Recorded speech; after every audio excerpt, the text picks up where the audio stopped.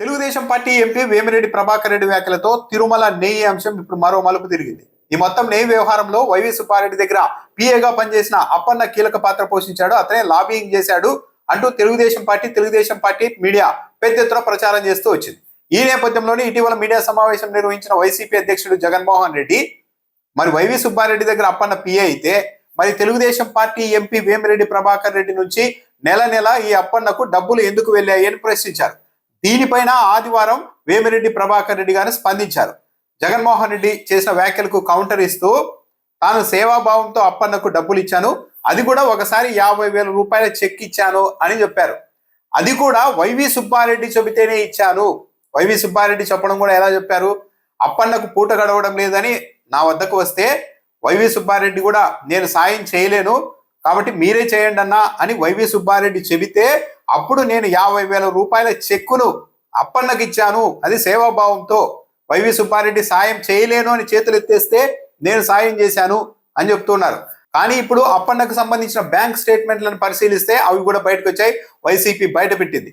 వాటిని పరిశీలిస్తే 2024 ఏప్రిల్ నుంచి ఈ ఏడాది అంటే 2025 మార్చి వరకు క్రమం తప్పకుండా విపిఆర్ మైనింగ్ కంపెనీ అంటే వేమిరెడ్డి ప్రభాకర్ రెడ్డికి సంబంధించిన మైనింగ్ కంపెనీ నుంచి క్రమం తప్పకుండా నెల నెల అప్పన్న ఖాతాలోనికి డబ్బులు జమ అవుతూ వచ్చాయి. అయితే ఇక్కడ ఇంకా నిశ్చితంగా గమనించాల్సింది ఏంటంటే వేమిరెడ్డి ప్రభాకర్ రెడ్డి గారి కంపెనీ నుంచి అప్పన్నకు కేవలం 2024 ఏప్రిల్ నుంచి 2025 మార్చి వరకే డబ్బులు పడ్డాయా, ఆ తర్వాత అంతకుముందు ఆ తర్వాత పడలేదా అన్న అనుమానం కూడా వస్తుంది. కానీ ఇప్పుడు అందుబాటులోనికి వచ్చిన బ్యాంక్ స్టేట్మెంట్ అన్నది 2024 ఏప్రిల్ నుంచి 2025 మార్చి 31 వరకు మాత్రమే వచ్చిన బ్యాంక్ స్టేట్మెంట్ లోనే ప్రతి నెల ఆయన ఖాతాకి డబ్బులు వెళ్ళాయి వేమిరెడ్డి ప్రభాకర్ రెడ్డి గారి కంపెనీ నుంచి. సో మిగిలిన అంతకు ముందుకు సంబంధించిన బ్యాంక్ స్టేట్మెంట్లను పరిశీలిస్తే అంతకు ముందు కూడా డబ్బులు వెళ్ళాయో ఏమో. 2025 మార్చి 31 వరకు మాత్రమే ఈ బ్యాంక్ స్టేట్మెంట్ అందుబాటులో ఉంది కాబట్టి ఆ తర్వాత కూడా డబ్బులు ఏమన్నా జమ అయ్యాయో, మరి 50,000 రూపాయలు మాత్రమే చెక్కు ఇచ్చింటే క్రమం తప్పకుండా బ్యాంకు ఖాతాల్లోకి వేమిరెడ్డి కంపెనీ నుంచి డబ్బులు ఎలా వచ్చాయన్న దానిపైన వేమిరెడ్డి ప్రభాకర్ రెడ్డి గారు సమాధానం చెప్పాలి. ఒకటి. రెండు, అత్యంత కీలకమైనది, ఈ ఏడాది నవంబర్ 12న ఈనాడు పత్రిక ఒక కథనాన్ని ప్రచురించింది. అందులో 2019-24 మధ్య ఈ అప్పన్న ఆదాయం 65 లక్షలు అని రాశారు. 65 లక్షలు 5 ఏళ్లలో అంటే నెలకు 1,00,000కు పైగా ఆదాయం ఉంది, ఏది అధికారికంగానే.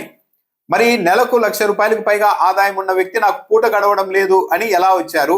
వేమిరెడ్డి గారు సేవాభావంతో ఎలా క్రమం తప్పకుండా తన కంపెనీ నుంచి డబ్బులు ఇప్పించారు అన్నది రెండో ప్రశ్న. మూడో ప్రశ్న అత్యంత కీలకమైనది, వైవి సుబ్బారెడ్డి అప్పన్న కలిసి తిరుమల నెయ్యి వ్యవహారంలో కోట్లు కొల్లగొట్టారంటూ ప్రచారం చేస్తూ వచ్చారు. ఒకవేళ అదే నిజమైతే కోట్లు కొల్లగొట్టినప్పుడు మళ్ళా పూట గడవలేదు అని అయ్యో అప్పన్న ఎందుకు వస్తారు? వేమిరెడ్డి ప్రభాకర్ రెడ్డి గారు క్రమం తప్పకుండా డబ్బులు ఎలా ఇస్తారు? పైగా అదేంటి బాగా గమనించాల్సింది నిశ్చితంగా, ఈ అప్పన్న అనే వ్యక్తి వైవి సుబ్బారెడ్డి దగ్గరికి వెళ్తే పూట గడవడం లేదని వైవి సుబ్బారెడ్డి అన్న నేను సాయం చేయలేని ఇతడికి అని చెప్తే అప్పుడు నా కంపెనీ నుంచి డబ్బులు ఇచ్చాను అని వేమిరెడ్డి ప్రభాకర్ రెడ్డి చెప్తున్నారు. నిజంగానే వైవి సుబ్బారెడ్డి అప్పన్న కలిసి ఇంత పెద్ద వ్యవహారం నడిపి కోట్లు కొల్లగొట్టి ఉండి ఉంటే అంతటి నమ్మకమైన వ్యక్తిని మళ్ళీ నెల నెల పూట గడవడానికి ఒక 50,000 ఇవ్వడానికి సాధ్యం కాదని చెప్పి వేమిరెడ్డి ప్రభాకర్ రెడ్డి దగ్గరికి వైవి సుబ్బారెడ్డి పంపిస్తారా?